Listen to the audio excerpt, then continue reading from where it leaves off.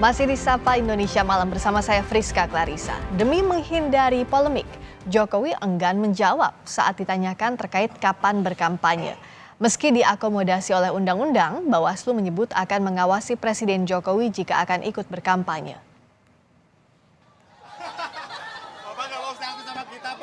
Presiden Jokowi enggan menjawab soal kapan akan ikut berkampanye di pemilu 2024. Jokowi berdalih penjelasannya terkait kampanye sesuai undang-undang menuai polemik. Jokowi mengakui sering diajak putranya Kaisang Pangarep untuk berkampanye. Jokowi belum menyebut waktu pasti kapan akan berkampanye, meski sebelumnya menyatakan presiden boleh berkampanye. Wong baru menyampaikan, ada pertanyaan, ya kan? Saya menyampaikan ketentuan undang-undang saja udah rame.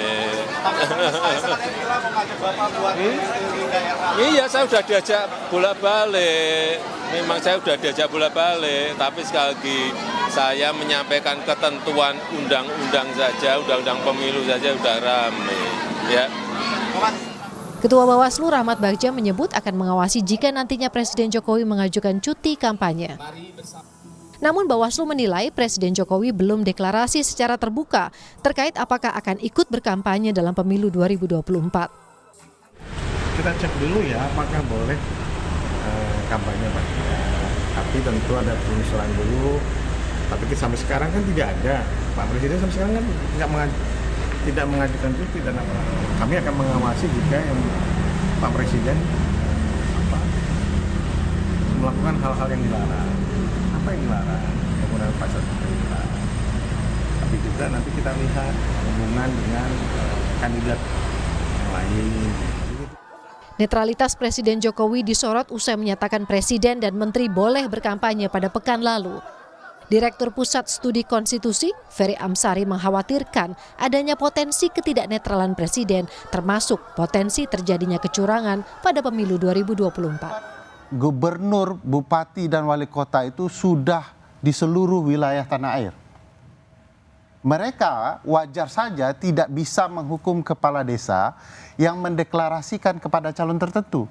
Sebab mereka bisa dievaluasi oleh atasannya, yaitu Menteri Dalam Negeri dan Presiden.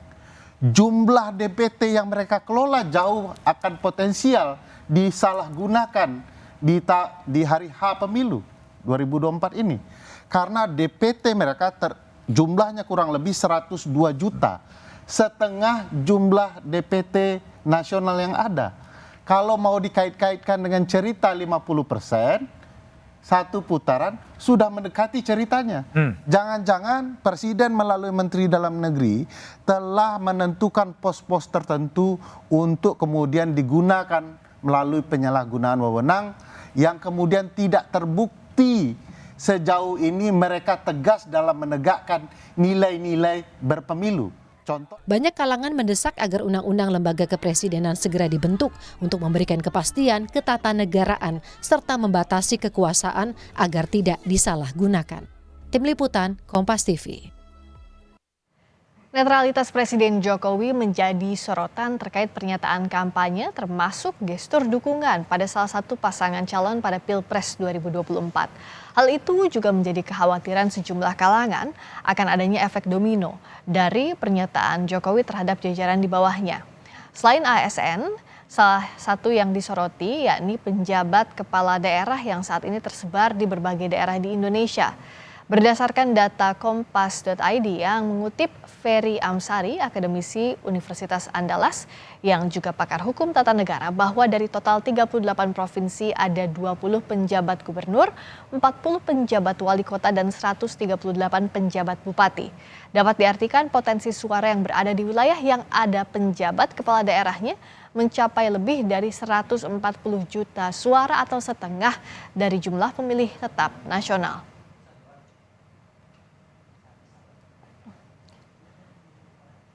Presiden belum menyebut secara terbuka kapan akan berkampanye, namun apa saja yang perlu diawasi jika Presiden Jokowi ikut berkampanye yang diklaimnya sudah diatur undang-undang? Kami bahas bersama Muhammad, Ketua Bawaslu RI 2012-2017, dan juga Titi Anggraini, anggota Dewan Pembina Perkumpulan untuk Pemilu dan Demokrasi atau Perludam. Kami juga telah mengundang pihak kantor staf kepresidenan, tapi sampai saat ini belum mengonfirmasi kehadirannya. Saya sapa selamat malam Pak Muhammad, Mbak Titi. Selamat malam, Mbak. Selamat malam, Mbak Friska, Selamat Prof. malam. Bu Titi.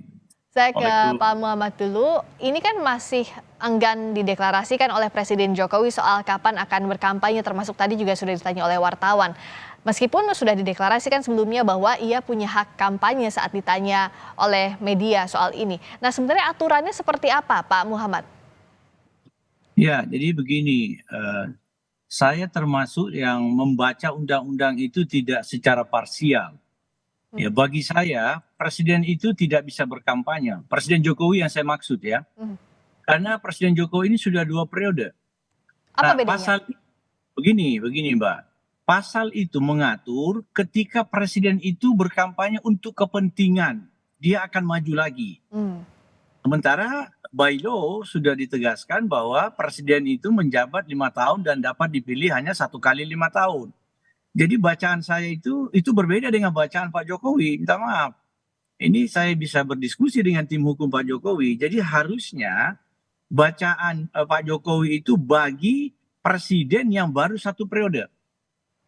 Jadi saya menganggap pembacaan Pak Jokowi tentang pasal bahwa dia bisa berkampanye itu tidak tepat. Ya, jadi saya tidak bahas dulu bagaimana dia berkampanye, apa yang boleh, apa yang tidak. Oke. Saya di strike point di situ bahwa menurut bacaan saya, Presiden Jokowi itu tidak bisa berkampanye. Karena dia sudah 2 periode. Jadi dia tidak bisa berkampanye karena aturannya sudah jelas begitu ya. Nah, tapi ditafsir lain oleh Pak Jokowi kan. Seakan-akan kalau Pak Jokowi itu, kalau begitu tafsirnya bahwa Presiden bisa berkampanye, seakan-akan Presiden mau maju lagi itu periode berikutnya. Padahal aturan sudah tidak memungkinkan. Itu bacaan saya. Sekali lagi saya tentu bersedia berdiskusi dengan tim hukum Pak Jokowi begitu kan. Nah, jadi baru kita bahas. Oke. Kalau misalnya presiden tidak bisa berkampanye, itu aspek hukumnya. Ya saya akan kalau diperkenankan saya juga mau bicara aspek etika.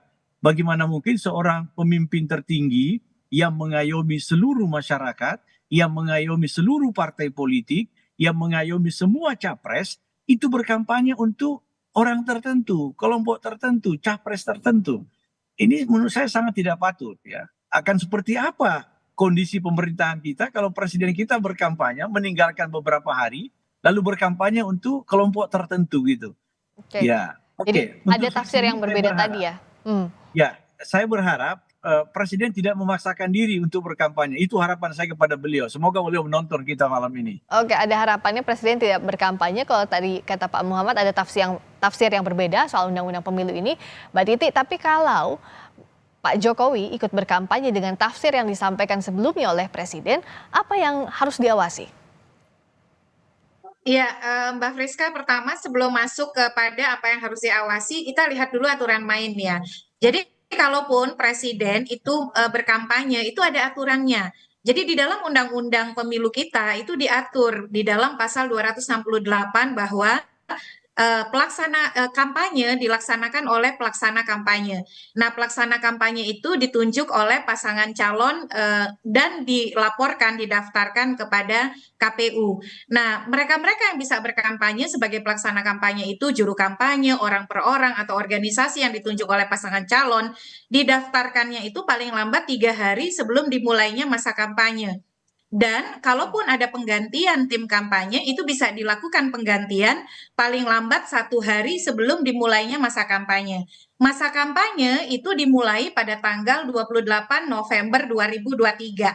Artinya, kalaupun ingin ada nama baru sebagai pelaksana kampanye, itu harus dimasukkan ke KPU paling lambat 1 hari sebelum masa kampanye, yaitu 27 November. Nah, dengan demikian berdasarkan situasi hari ini, karena pelaksana kampanye itu ada juru kampanye, ada orang per orang, wajib didaftarkan ke KPU paling lambat 1 hari sebelum dimulainya masa kampanye. Jadi situasi hari ini hukum pemilu kita secara teknis tidak lagi memberi kesempatan kepada Presiden Joko Widodo untuk bisa berkampanye di pemilu 2024.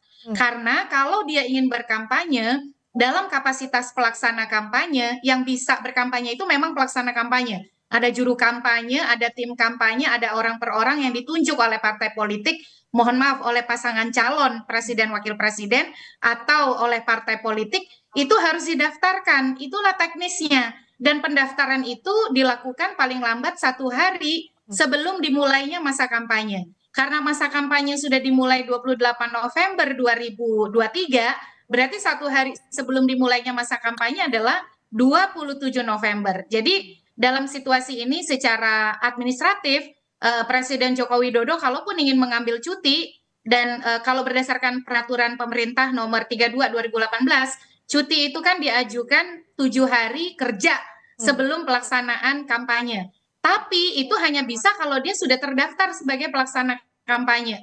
Jadi meskipun boleh, tidak ada lagi kesempatan secara administratif bagi Presiden Joko Widodo untuk kemudian berkampanye sebagai pelaksana kampanye atau juru kampanye untuk partai politik atau pasangan calon manapun, Mbak Friska. Nah, kalau itu yang situasi hari ini ya terkait dengan hukum pemilu kita gitu. Baik. Nah, saya ke Pak Muhammad. Jadi kalau dengan tadi Pak Muhammad sama Mbak Titi sama-sama sepakat bahwa tidak ada ruang sebenarnya untuk Pak Jokowi turun langsung secara terbuka kampanye. Tapi kalau tadi tafsirnya saja di awal sudah berbeda Pak Muhammad.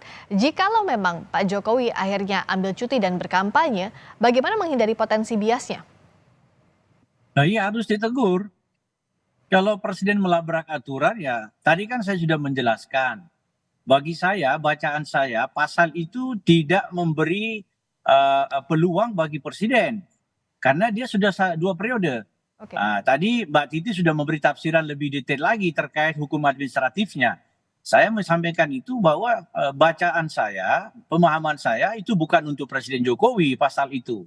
Ya kecuali Pak Jokowi baru 1 periode. Nah kalau ternyata Presiden memaksakan diri, ya maka ini harus diproses. Ya Bawaslu harus bertindak tegas. Ya jangan ragu. Nah ada fungsi pencegahan ya. Bawaslu itu diberi mandat oleh Undang-Undang 7 2017. Tidak hanya mengawasi, tidak hanya menangani pelanggaran, tapi yang paling penting ada fungsi pencegahan. Nah, kalau misalnya Bawaslu mau mengisi peluang itu, harusnya hadir, mengingatkan presiden, ya. Baik penjelasan saya tadi atau mungkin penjelasan Ibu Titi yang lebih detail terkait administrasi itu. Tadi detail sekali penjelasannya, termasuk ada fungsi pencegahan dan jangan sampai ada pelanggaran. Jika ada juga harus proaktif dari penyelenggara pemilu. Terima kasih Pak Muhammad, Ketua Bawaslu RI 2012-2017. Terima kasih Mbak Titi Anggraini, anggota Dewan Pembina Perkumpulan untuk Pemilu dan Demokrasi Perludem. Selamat malam.